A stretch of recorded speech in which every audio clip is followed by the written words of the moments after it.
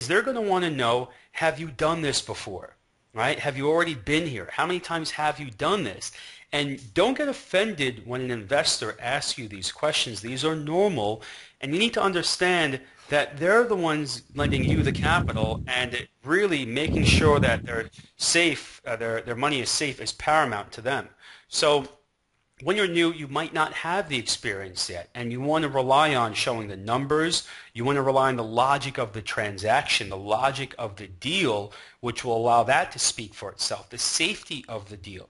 After you close one transaction, two, five transactions, you can start to keep a portfolio of what you've been able to do with other investors, and more importantly, get video and written testimonials from those other investors, which really speak volumes. Another big thing that an investor will want to consider, and you'll want to consider, is the time invested. The amount of time that you're going to invest in the transaction. Compare borrowing money for a wholesale deal, which can close very quickly, compared to a short sale or a rehab transaction. So that's something there that you want to take into account. Yeah, how long is their money going to be in the deal? In other words, they've invested their money with you. Are you going to keep it for 3 months, 6 months, a year, 2 years, 3 years? My suggestion is that you always arrange it with them where they're comfortable loaning out the money for longer than you need it. If you think you're only going to need it for 6 months, then make sure they're comfortable loaning it out for a year. The last thing you want is for them to be in the middle of the investment and go, "Hey, it ran longer than it was supposed to. I want my money back now." You want to over deliver and under promise, like Darius, like you just said.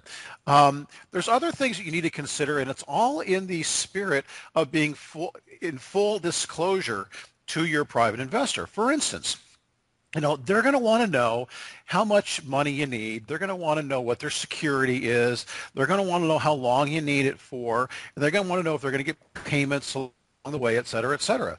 When I work with my private investors, Darius, I don't pay them as they go. Interest accrues, but I pay them like a bank pays on a CD. I pay them at the end of the investment. So, if it's a 6-month investment and they incurred, X amount of dollars in interest in those 6 months, that's when I pay them. It incurs as it goes along, but I don't pay them until the very end.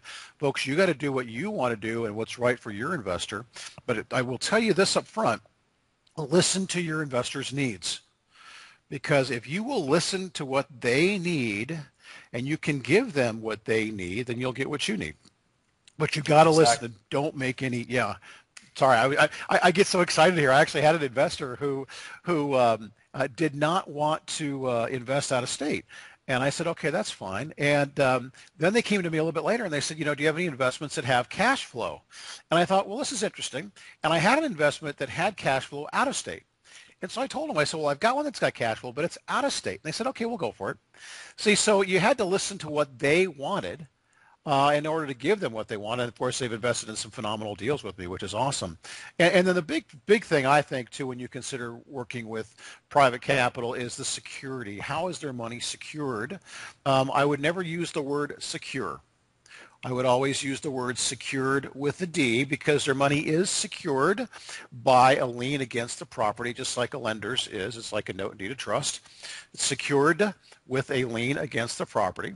Their money is also insured in that you get a title insurance for the property, you get hazard insurance. If the property burns down, they get paid. And the other thing that will give them a more level of confidence is LTV, which is loan to value. In other words, how much are they loaning versus how much the property is worth once it's repaired. So if you've got a $100,000 acquisition price and $20,000 worth of rehab to do, you're into it at $120,000. If the property is worth $200,000, then you're all in on the front end for about 60% of the after repaired value. That's a killer deal for a private investor. They're going to feel very secure, because if they have to take the property back and sell it, they know they can get their money back. So those are things I think you need to watch out for. Now, Darius, you and I both find money in different places. Where do you find money? Well, I mean, when I first started out, the people that I went to were the ones that were closest to me. It was kind of the path of least resistance. I went You to too, huh? Mom. Yeah, yeah, mom, dad, Yeah. relatives, uncle, aunt, neighbor. Uh-huh. I mean, I have approached, people that have done my laundry at the laundromat, you name it, these people are all over. And what ends up happening is really a lot of times you don't even have to ask. You just speak about what you're doing. You speak about a transaction. You speak about it with passion in your voice and the potential for profit.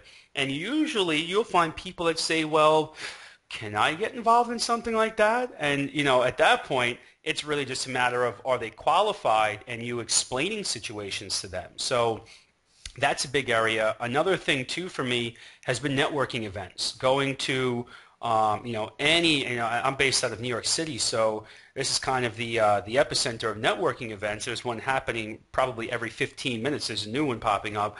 But networking events are great, especially ones where you have the right type of people in the room. I love working with people that have an IRA, and we have a whole IRA section which you can go take a look at, which really breaks down how IRA investing works and retirement fund investing works. But I love working with people like that. And investment clubs, known as RIAs, Real Estate Investment Associations, and you'll see a link for it there in the actual document. These are basically real estate investment clubs that are all over the country. They happen in every major city in the nation for the most part. If not, it might be a short drive away to one. Well worth it. They usually charge maybe a little fee to be part of the group, but it's really great for networking, for education, and for being able to interact with like-minded individuals. Really, really great area. So those are some of the areas where you can find private money, and the biggest thing is to just keep talking about what you're doing and never assume that a person doesn't have money. Don't make that assumption, because I've done that a few times and it's come back to bite me in the rear end when I find out this person had all this money all this time. I could have been working with them, and just because I didn't ask or I didn't consider that they might be interested, I lost out on the opportunity and the opportunity of time. I completely agree with you, buddy. And I would add one thing to that, and that is this, that folks, when you're talking to somebody about money, I would get away from the feel of asking them for money and put in your mind and your heart that you're really helping them get a better return than they're currently getting. Because let's face it, you are.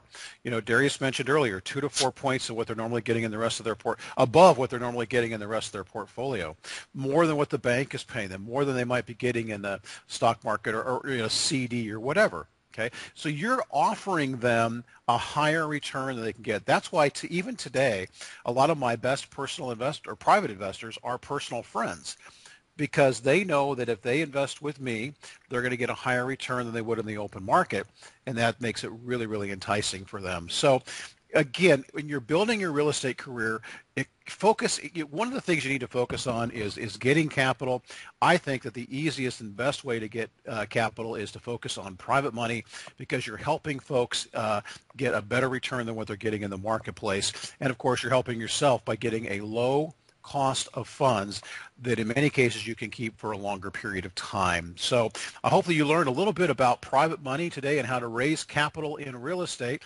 We really, really appreciate it. And by the way, if you've got any questions, feel free to be sure to give us a call. If you want to pick up one of our courses, you can look on the site and see all the material that's available to you.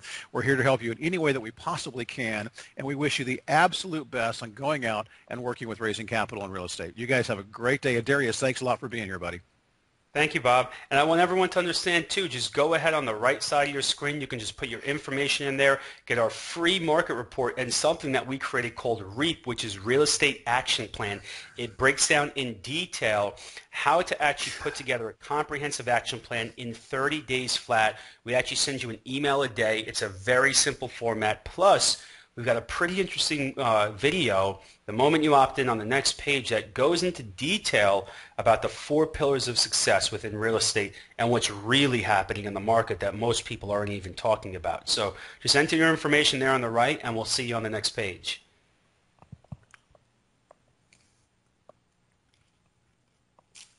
Okay, I forgot that we should be plugging that thing the whole time.